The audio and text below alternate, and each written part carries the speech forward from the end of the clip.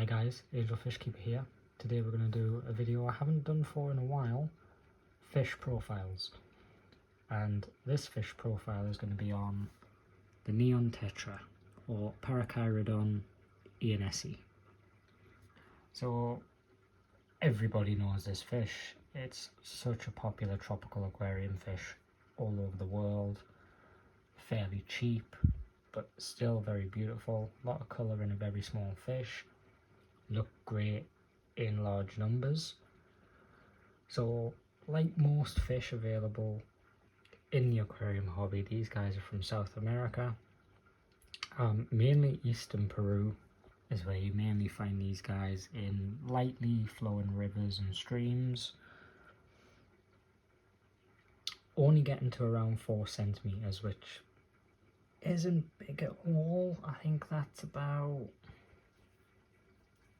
1.5 inches to 1.75 inches. So really small fish. I would recommend keeping them in at least a group of 10. I know most people say 5 to 6, but the more the better these guys are going to be. I've got a little bit more than 10, but that way as well they feel a lot more secure and they won't actually do a lot of schooling. If they school, it means they're pretty stressed out. If they all huddle together like they are now, because my angelfish just spooked them, but then they'll spread back around the tank again and they'll chill right out. They'll show natural behaviour. Their colours come from, because where they are in the wild, it's murky, silty rivers. This electric blue stripe helps them identify others of their kind.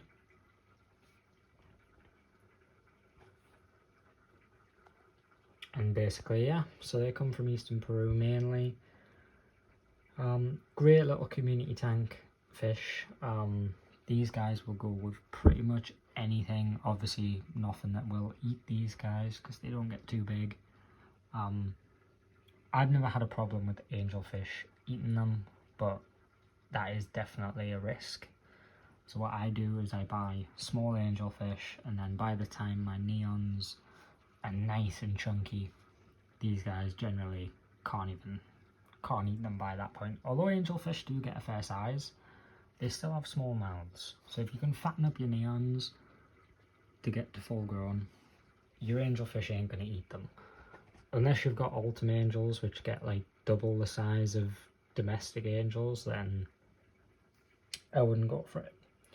Very cheap fish, depending on where you are. Here in the UK, you can probably get like 5 or 6 of them for under £10. Depending on where you are, they'll have like a little group deal. So if you buy so many, you're getting a little bit of discount on them rather than just buying them individually. They're not fussy feeders. They'll take anything from live foods, frozen foods, mixture of flake and pellets. Mine get frozen bloodworm and Tetra Pro collar. So nice colour enhancing foods. Minimum tank size, I would probably say, for a decent shoal, mine are in a 90 litre tank and they're fine, but I do 2 water changes a week on this tank because it is a little bit overstocked. But if you're willing to do the work, I don't see why you can't do that.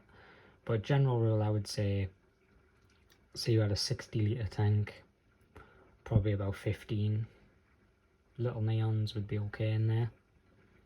I wouldn't really put them in anything less than a 30 litre tank, to be honest. Although they're a small fish, they still need space. Acidic water is what these guys like. Acidic to neutral, so anywhere from, I'd say, 7.2 below will be fine. I wouldn't really put them any higher than 7.2.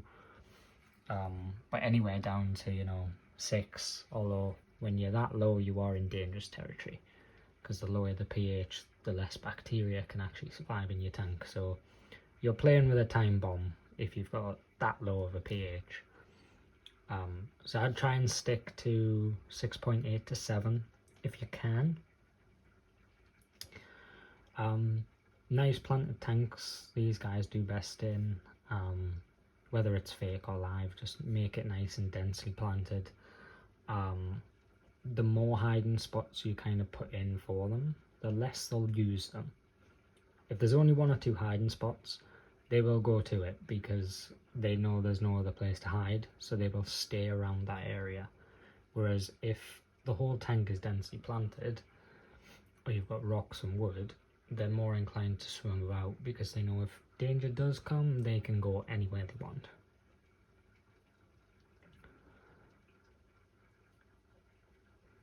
And they're pretty peaceful fish. Well, as I say pretty, they are entirely peaceful fish. You're not going to get any bother from these.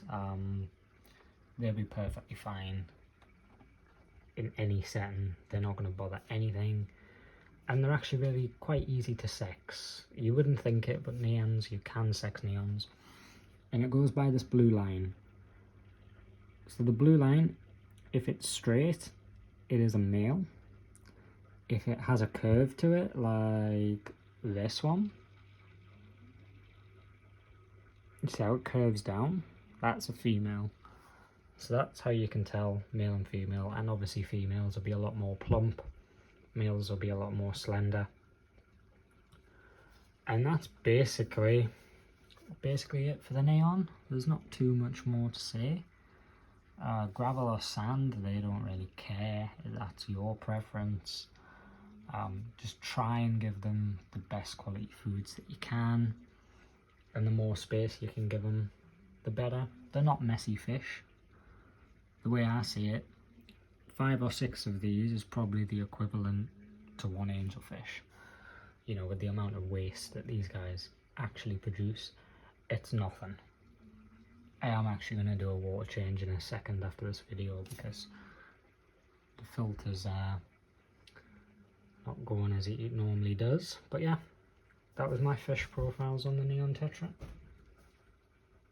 Hope you liked it. Please like, comment and subscribe. Bye.